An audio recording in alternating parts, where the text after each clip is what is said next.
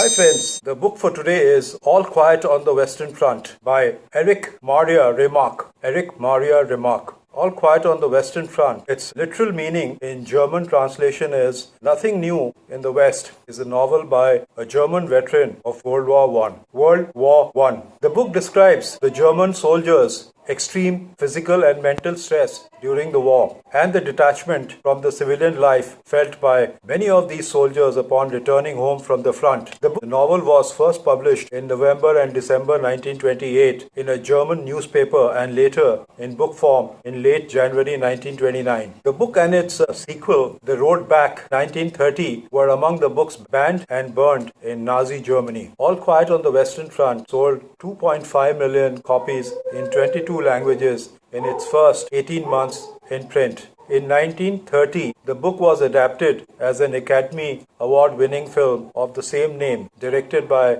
Louis Milestone. It was adapted again in 1979 by Delbert Mann, this time as a television film starring Richard Thomas and Ernest Borgnine. Friends, before moving to the plot, let me take you through a few slides that describe in brief the main characters of the novel.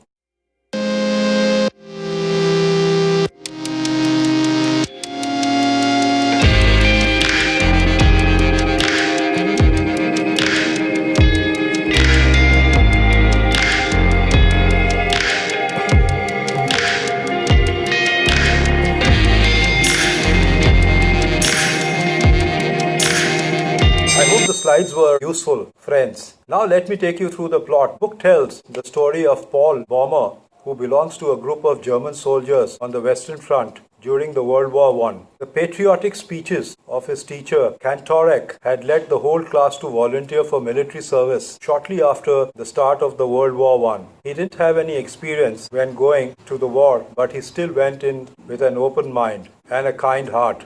Paul lived with his father, mother, and sister in a charming German village and attended school. His class was scattered over the platoons amongst Frisian, that is, Germanic fishermen, peasants, and laborers.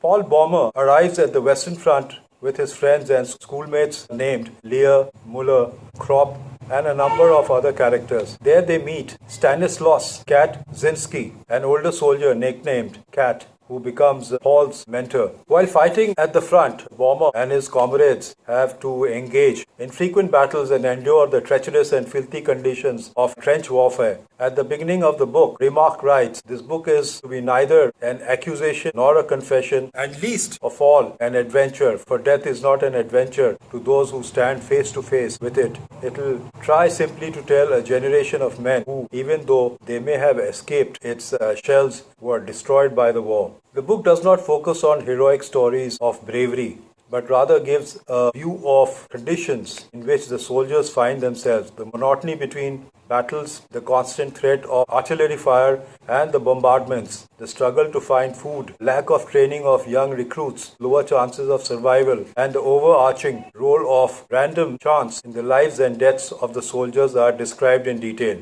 The battles fought here have no names and seem to have little overall significance except for the impending possibility of injury or death for Baumer and his comrades, where only pitifully some pieces of land are gained about the size of a football field, which are also lost again later. Remarque often refers to the living soldiers as old and dead, emotionally drained and shaken. He says, we are not youth any longer. We don't want to take the world by storm. We are fleeing from ourselves, from our life. We were 18 and had begun to love life and the world, and we had to shoot it to pieces.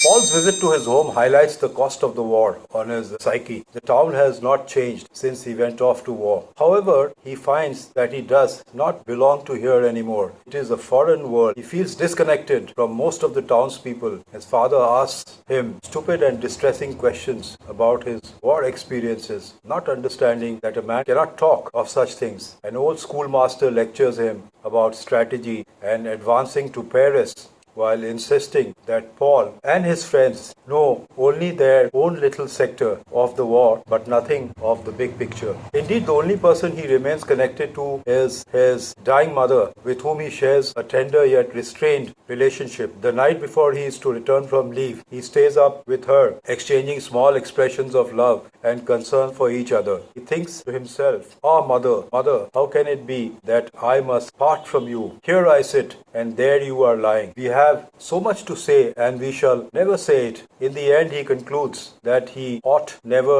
to have come home on leave. Paul feels glad to be reunited with his comrades. Soon after, he volunteers to go on a patrol and kills a man for the first time in a hand-to-hand combat. He watches the man die in pain for hours. He feels remorse and asks forgiveness from the man's corpse. He is devastated and later confesses to Kat and Albert, who try to comfort him and reassure him that it is only part of the war. They are then sent on what Paul calls a good job. They must guard a supply depot in a village that was evacuated due to being shelled too heavily. During this time, the men are able to adequately feed themselves, unlike the near starvation conditions in the German trenches. In addition, the men enjoy themselves while living off the spoils from the village and officers' luxuries from the supply depot, such as fine cigars. While evacuating the villagers, enemy civilians, Paul and Albert are taken by surprise by artillery fired at the civilian convoy and wounded by a shell. On the train back home, Albert takes a turn for the worse and cannot complete the journey, instead being sent off the train to recuperate in a Catholic hospital. Paul uses a combination of bartering and manipulation to stay by Albert's side. Albert eventually has his leg amputated while Paul is deemed fit for service and returned to the front. By now, the war is nearing its end and the German army is retreating. In despair, Paul watches as his friends fall one by one. It is the death of Kat that eventually makes Paul careless about living. In the final chapter, he comments that peace is coming soon, but he does not see the future as bright and shining with hope. Paul feels that he has no aims or goals left in his life and that their generation will be different and they will be misunderstood. In October 1918, Paul is finally killed on a remarkably peaceful day. The situation report from the front line states a simple phrase, "All quiet on the Western Front." Paul's corpse displays a calm expression on its face, as though almost glad the end had come. So, friends, it's a beautiful novel. In case you've not read, you must read this novel, and I would give this novel 7 out of 10. Goodbye and see you soon.